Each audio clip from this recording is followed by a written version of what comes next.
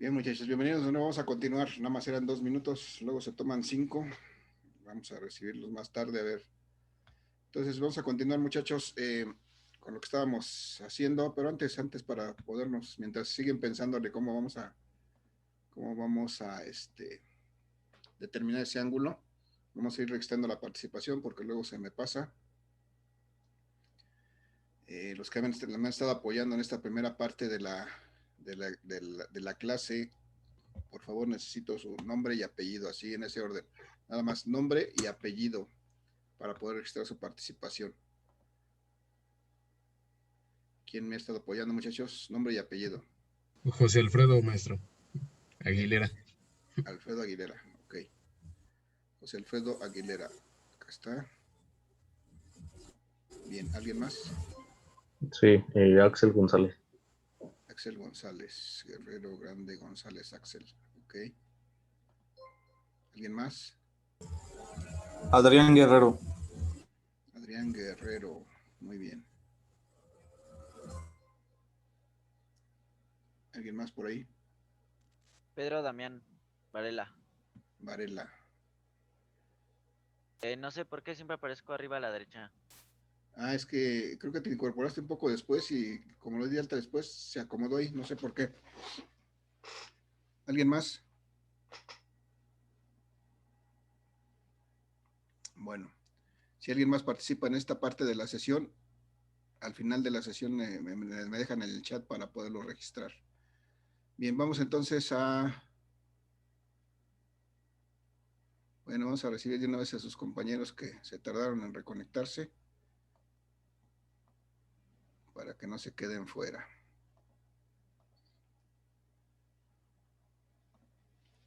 Vamos a dejar de compartir aquí. Muchachos que se acaban de reconectar, bueno, todavía no acaban.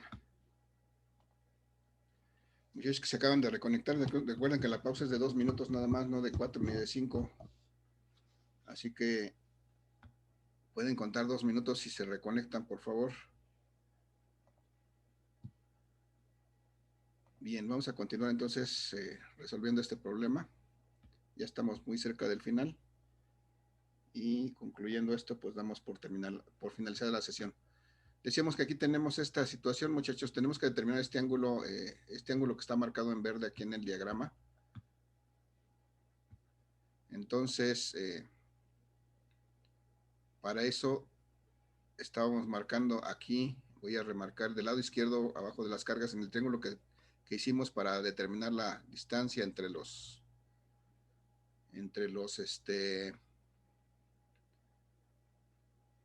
polos 3 y 1. Ese mismo cuadrito nos sirve para poder determinar la inclinación de esa fuerza. Te estoy remarcando en negro ese ángulo que necesito determinar. Y los datos que tengo para poder determinar ese ángulo es que la distancia que conforma, las distancias que forman este triángulo, pues son estos 10 centímetros que había arriba y estos 10 centímetros que había abajo. Veo que son dos cantidades iguales. Entonces lo que está formado aquí es un triángulo que tiene dos lados iguales y desde luego su hipotenusa, que es el lado más largo. Entonces, ¿cuánto vale este ángulo interno, muchachos? Si es un triángulo rectángulo que tiene dos lados iguales, 45. 45 grados. Recuerden que este triángulo, como cualquier triángulo, debe tener 180 grados. Si ya tenemos un ángulo interno definido, que es el ángulo recto, porque sus lados son perpendiculares, entonces los otros 90 grados se tienen que repartir entre los dos ángulos. Pero en este caso específico, como los lados son iguales, pues estos ángulos internos también son iguales y entonces podemos ahí determinar que este ángulo es de 45 grados. Y si este ángulo es de 45 grados, ¿cuánto vale este ángulo que marqué en verde, que ahorita voy a remarcar en negro, que es el que necesito para esta fuerza 3-1? ¿Cuánto vale? Sería sumarle los 90 grados a los 45 para que Exactamente. dé 135 Van grados. los 90 a los 45 y de ahí salen precisamente estos 135 que por ahí tenían dudas. ¿Sale, muchachos? ¿Sí? ¿Ya quedó claro de dónde salieron? Alguien había dicho, Sí, ya me quedó claro. ¿sí? Sí, ¿Sí se gracias. aclaró?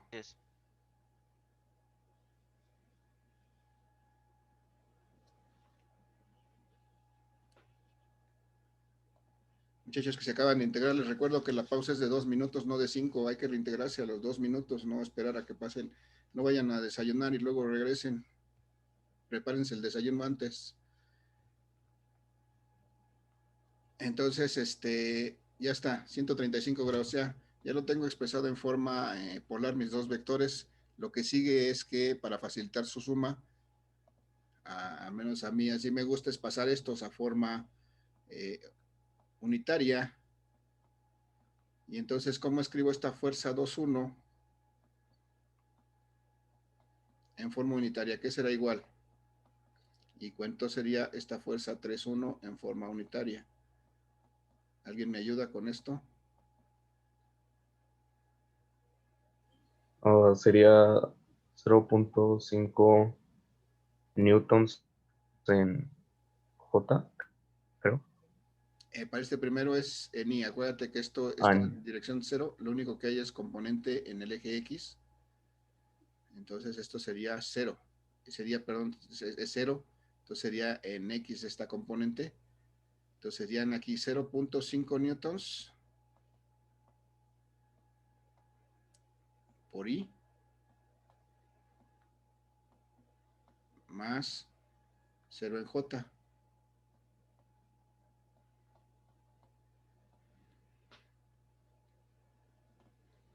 ¿Sí o no? ¿Alguna duda de dónde salió eso, muchachos?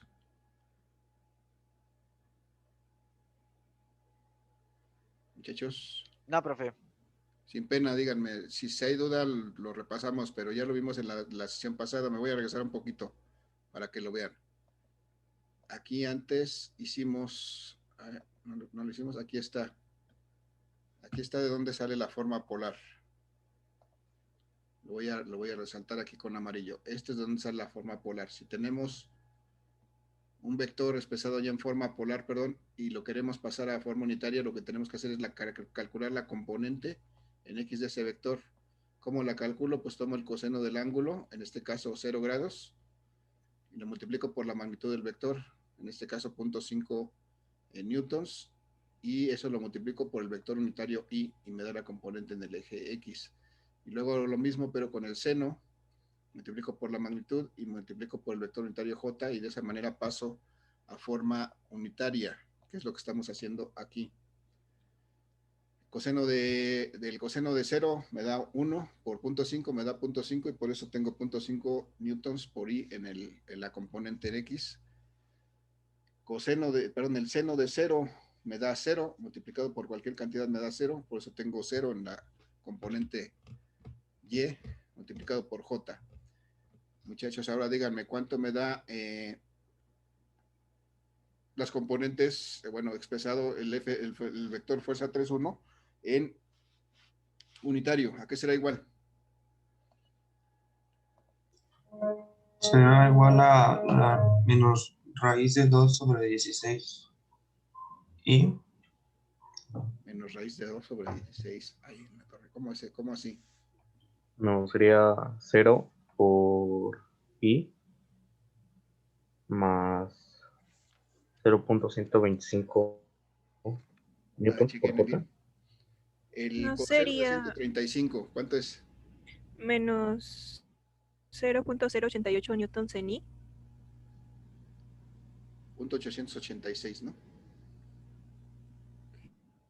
No sé. A ver, el coseno de 135 me da 0.866, o bueno, una cosa rara ahí con las raíces que ustedes, como me decían al principio, pero si lo saco en decimales, me da 0.866, ¿no?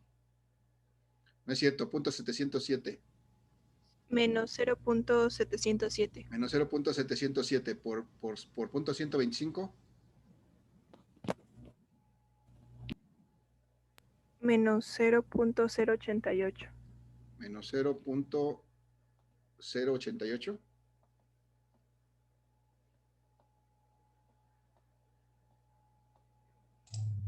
Newtons sí se da eso, profe.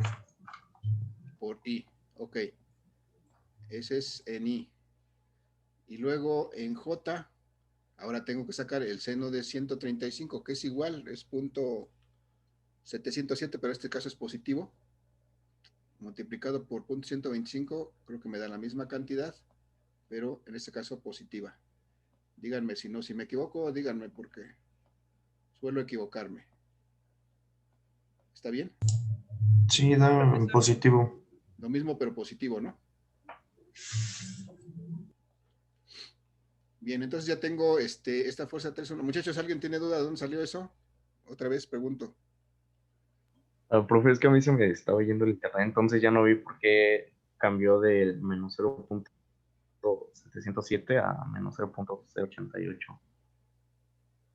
Ok, sacamos, para pasar de la forma polar a la forma unitaria, tengo que sacar, en primera instancia, para sacar la componente en X, lo que va multiplicado por el vector unitario Y, saco el coseno de este ángulo, 135 grados.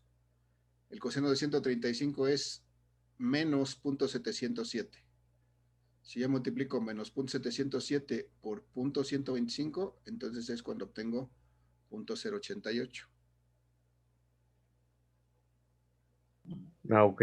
¿Sí? Y si hago lo mismo, pero ahora saco el seno de estos 135 grados, me va a dar ahora 0.707, pero positivo, multiplicado por esta misma cantidad, pues me va a dar el mismo valor, pero ahora positivo.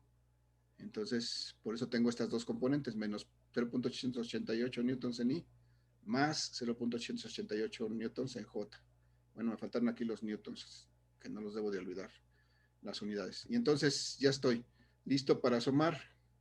Solamente tengo que sumar, si quiero encontrar la fuerza resultante, solamente tengo que sumar estos dos componentes, estos dos vectores, en forma unitaria, directamente. ¿Y cuánto me da? 0.5 menos 0.088. 0.412. ¿Punto qué? ¿402? 412, profe. 412, ok, punto 412 newtons por I. Y luego aquí tengo 0 más 0.88, pues me da más 0.088 por J. Y entonces ya determiné, ya esta ya es mi resultante en forma polar, pero en forma unitaria, esto que acabo de encontrar ya es mi resultante. Siempre se me pierde este color. ¿Dónde estoy? ¿Dónde estoy? Acá estoy. Esto que ya encontré aquí ya es mi resultante en forma unitaria, pero como me lo están pidiendo en forma polar, tengo que hacer la conversión y escribirlo como su magnitud y su dirección en forma de un ángulo. Muchachos, pregunto,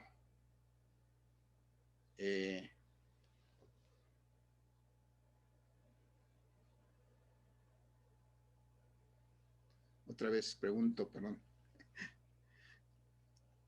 Algo no me suena aquí, pero ahorita lo vemos. Punto 412, 088. Bien, ¿cómo paso de esta forma polar a la forma, de esta forma unitaria a la forma polar? Necesito pasar esto a expresarlo como está ahí arriba. Mi forma polar me dice que esta fuerza resultante debe tener una magnitud FR y una dirección dada por un ángulo que llamo phi. ¿Cómo paso de aquí a acá, muchachos? ¿Alguien se acuerda? Díganme.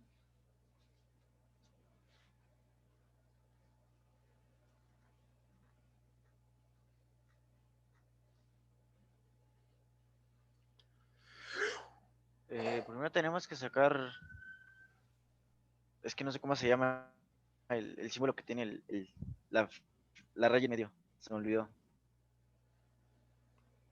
A ver otra vez. O sea, que tenemos que hacer la operación de cotangente, dividir las fuerzas para sacar, es que no sé cómo se llama el símbolo, se me olvidó el nombre. Tangente de las fuerzas. Ok. Bueno, a ver si te estoy entendiendo. Bueno, lo que yo propongo es esto. Si ya lo tengo expresado en forma unitaria, lo que yo propongo para poderme dar cuenta qué es lo que tengo que hacer para encontrarla, para pasar ahí, lo que yo siempre sugiero pues es que trace yo esas fuerzas, así como las tengo en forma, las trace pues yo en un sistema de referencia. Entonces aquí tengo mi fuerza, mi componente, perdón, en X, que es de 0.412.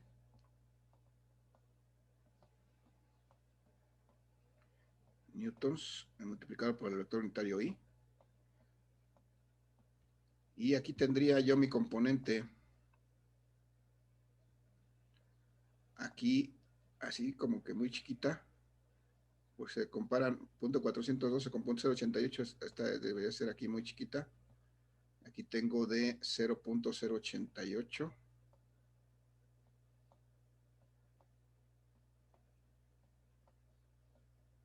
newtons por J. Y entonces, ¿cuál sería mi resultante? Pues otra vez trazo mis paralelas a estas dos. Mi paralela a esta. Mi paralela a esta. Y en el punto donde se intersectan, ahí estará mi resultante. Y a ver si ahora es más claro, esta es mi fuerza resultante. ¿Cómo calculo su magnitud?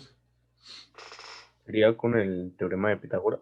Otra vez con el teorema de Pitágoras, perfecto. Entonces, si quiero calcular esta magnitud de FR, lo voy a escribir con otro color. Si quiero calcular la magnitud de FR, pues va a ser igual a la raíz cuadrada de mis cantidades que tengo aquí al cuadrado, 0.412 newtons al cuadrado,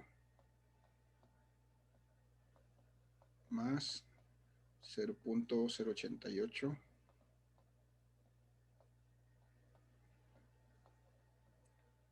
creo que me cuesta más trabajo hacer los números más chiquitos, newtons también al cuadrado, ok. Y si hacemos esa operación, muchachos, ¿cuánto?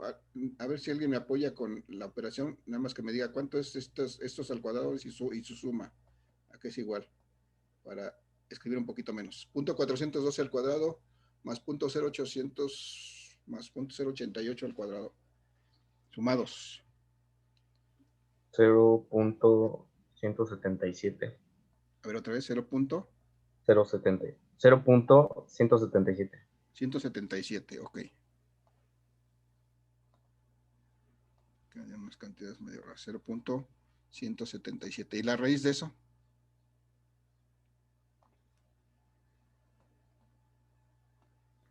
0.420.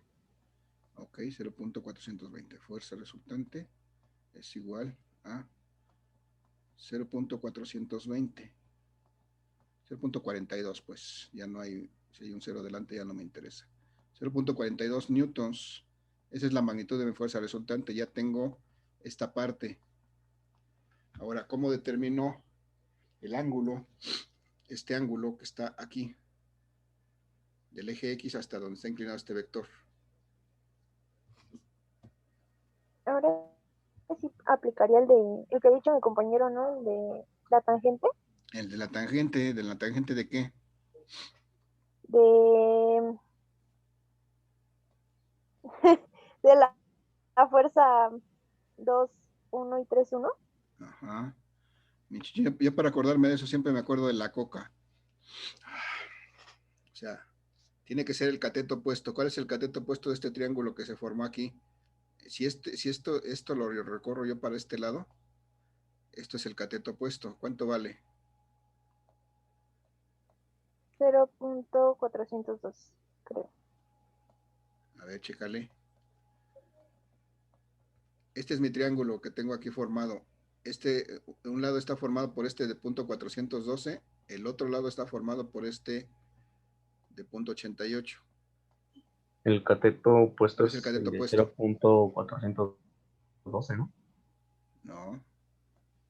0.412 es la hipotenusa, es lo que acabamos de calcular. 0.412 es el cateto adyacente. Este es el ángulo que quiero encontrar. Esto es el cateto adyacente. Esto es el cateto opuesto. Y este es el cateto adyacente. Es 0.088. 0.088 es la tangente a la menos 1 de 0.088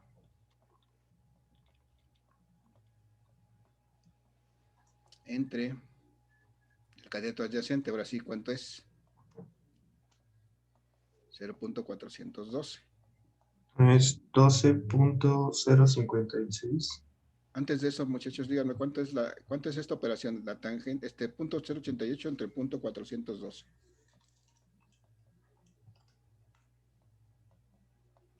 Es 0.21. 0.21.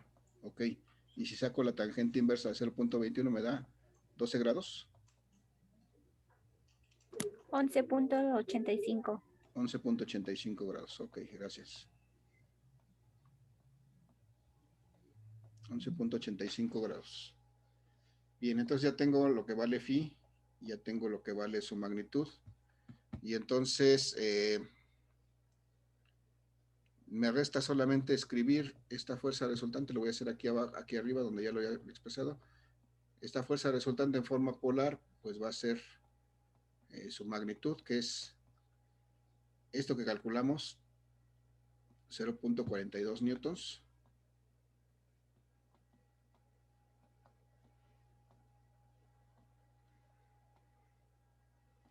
Con un ángulo de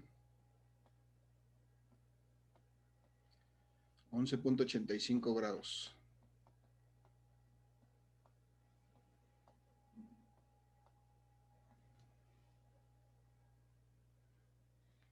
Aunque algo no me suena, muchachos. La fuerza resultante no podría ser menor que cualquiera, que el mayor de los vectores. ¿No nos equivocamos por ahí en algo? Pues escribiendo la fuerza resultante en forma unitaria, sí da lo que da. Sí da el resultado de 0.412 Newton y el de 0.88 también lo da. Sí, lo que veo es que yo tengo aquí una fuerza de 0.5 newtons y aquí tengo una fuerza de 125. Bueno, lo revisamos, pero ya está. Tengo esa idea que no puede dar menor que 0.5. Bueno, pero si fueran las componentes rectangulares, estoy bien. A lo mejor estoy ahí, me estoy embrollando yo solito. Ya está, el proceso está bien, muchachos. Entonces, todo esto tenemos que hacer para pasar de forma unitaria a forma polar. Si ustedes recuerdan, esto es exactamente lo mismo que hacíamos cuando sumábamos vectores en forma, por componentes rectangulares, y ese es el método más común, bueno, más útil cuando tenemos vectores que ya no coinciden con los ejes X y Y, que es encontrar las componentes, sumarlas y hacer este mismo proceso que hicimos, este último que hicimos en azul, lo hacemos siempre cuando sumamos vectores por componentes rectangulares. Entonces, realmente lo que estamos haciendo no es nada diferente a lo que hacíamos antes. Lo único que estamos poniendo intermedio es esta forma unitaria, que también es una manera que debemos acostumbrarnos a manejar los vectores, porque cuando lleguen a la superior, muchachos, esta va a ser la forma en que van a ver estos vectores. Y bueno, hasta aquí, muchachos, está la duda. Bueno, lo único que por aquí está un poco causando ruido es esta tangente. Voy a poner la fórmula, aunque a mí no me gusta más que sepan de dónde sale, pero si yo quiero encontrar el ángulo en un triángulo rectángulo como este, debo de hacer la tangente a la menos 1.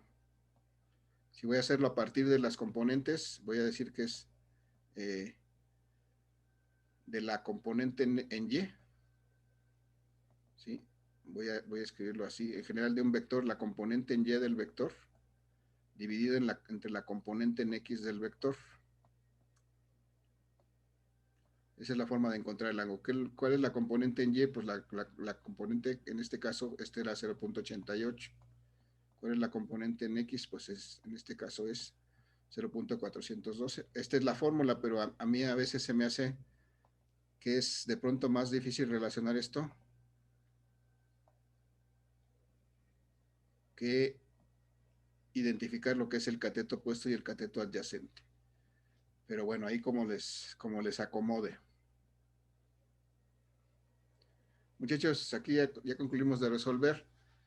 ¿Alguna duda, alguna pregunta, comentario? No, profe. No, profe. No, profe. Bien. Entonces ya está planteado su trabajo, muchachos. Ya está.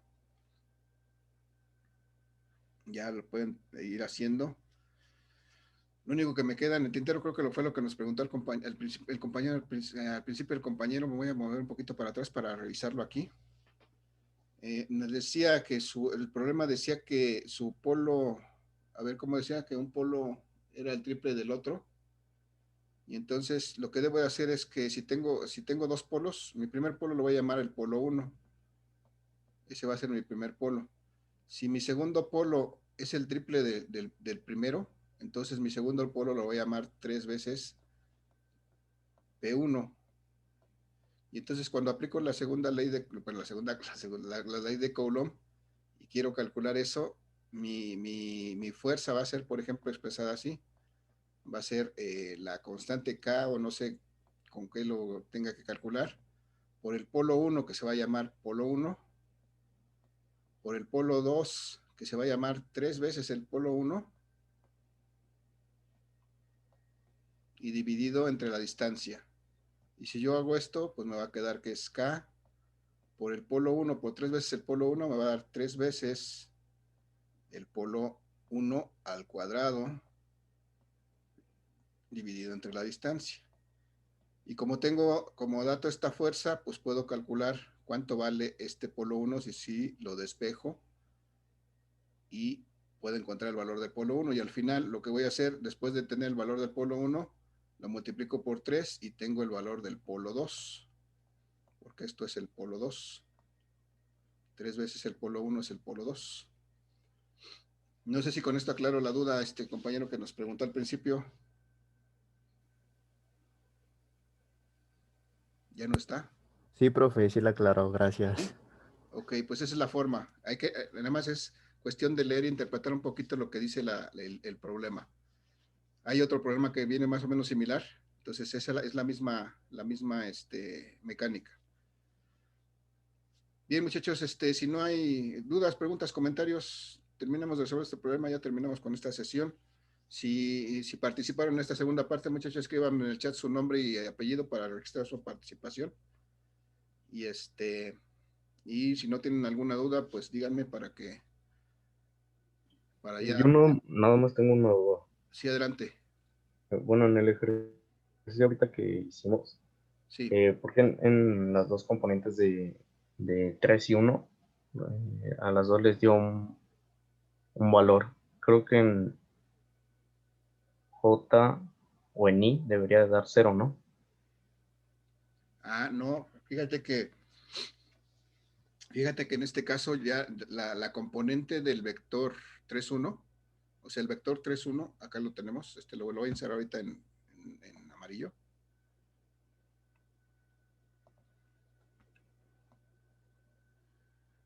Esta es la fuerza 3,1, esta que estoy encerrando en amarillo. ¿Sí la vemos? Es esta misma que estoy encerrando. Ya no está ni coincide con el eje X ni coincide con el eje Y. Entonces, esta tiene dos componentes, tiene componentes tanto en X como en Y.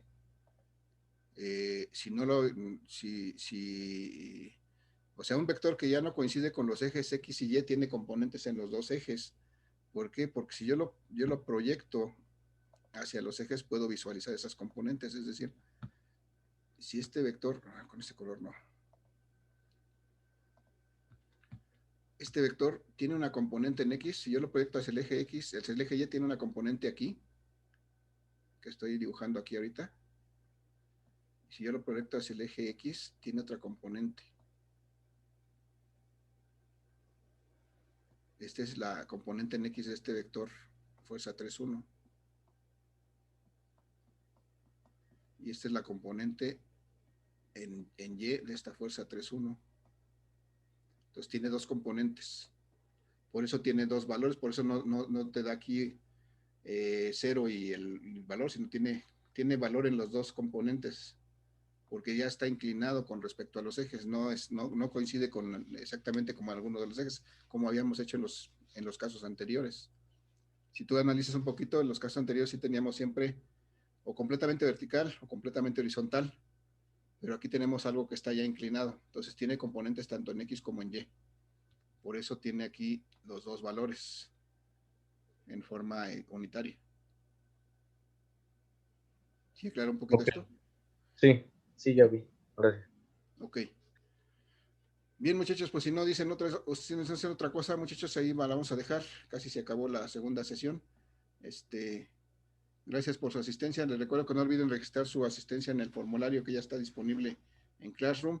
Y les recuerdo, muchachos, la tolerancia para entrar a esta clase ya está dada antes de que inicie. Por eso lo programa a las 9:15, no a las 9 como debería de ser. Entonces, después de las 9:15, los siguientes 3 minutos les damos oportunidad que se conecten. Después de que pasen esos 3 minutos, iniciamos la sesión. Y si alguien se integra más tarde, pues con la pena le voy a dejar un ratito en la sala de espera para que se vaya educando. ¿Sale? Si después de que se conectaron se salen, pues pues ya no me voy a dar cuenta, entonces me van a disculpar si me tardo un poquito en recibirlos, pero pues les sugiero que se conecten. Igual si nos vamos a la pausa de los 2 minutos, que sea de 2 minutos, no de 5 ni de 10, y vuélvanse a conectar, porque si van más allá de los 3 minutos, tal vez me tarde un poquito en recibirlos. Entonces vamos a ponernos un poquito en orden en ese sentido. ¿Preguntas, comentarios al respecto, muchachos? No, profe. ¿No? Vale, gracias. Entonces, pues hasta aquí con la sesión del día de hoy, muchachos. Les agradezco su asistencia. Que tengan un excelente día. Cuídense mucho. Y nos vemos el martes. Gracias, No hay profesor. clase, Hasta si es que luego. nos tocara el martes. Nos vemos, muchachos. Que estén bien. Cuídense mucho. Nos vemos, profe. Excelente fin de Hasta luego, profe. Hasta luego. Hasta luego, profe. Bye, bye. Desde luego, profesor. Nos Hasta luego. vemos.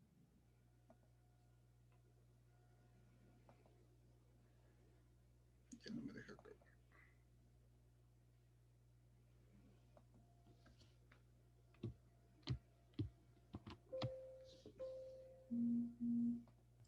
Profe, ¿puedo hacerle una pregunta antes de que nos vayamos? Súper rápido. Dando terminar, sí, adelante. Bueno, por ejemplo, si lo hubiéramos empezado a calcular con el polo de 2, cambiarían completamente los ángulos, ¿no? Cambiarían completamente los ángulos y la resultante también, sí. Bueno, es lo que, o sea, la resultante no va a ser igual si lo calculo con el polo 2. No. En cada caso la resultante vas a tener una resultante diferente porque dependerá de la dirección de cada fuerza. En el caso del polo 2 vas a tener una fuerza vertical y vas a tener una horizontal como hicimos en el ejercicio anterior. Y si lo hicieras en el polo 3, vas a tener una fuerza inclinada hacia abajo y vas a tener una fuerza horizontal. Y entonces para cada caso la resultante va a ser diferente.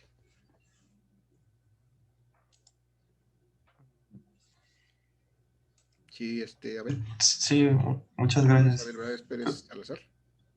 Pero igual podremos, lo pudimos haber hecho con ese polo, ¿no? También. O sea, el procedimiento es el mismo, cualquiera que eliges, nada más lo que va a cambiar son efectivamente los ángulos y la forma en que los vamos a determinar. Sí, bueno, gracias, profe. Pero básicamente es el mismo procedimiento. Aquí de alguna manera el ángulo se calculó fácilmente porque había coincidencia en cuanto a tamaños de los lados, fue fácil determinarlo, pero si no hubiera coincidencia, hay que usar las funciones trigonométricas para encontrar ese ángulo y determinar cuál es la inclinación de ese vector. Esa es un poco la complicación tal vez. Sí, de hecho que es como que un poquito más complejo con el polo 2. Sí. Bueno, lo voy a tratar de hacer así. Y pues Bueno. lo comento a ver si me salió bien. Ok. De acuerdo. Lo Vale. seguimos comentando entonces. Hasta luego. Gracias, hasta luego. Bonito fin de semana. Bye. Ujú.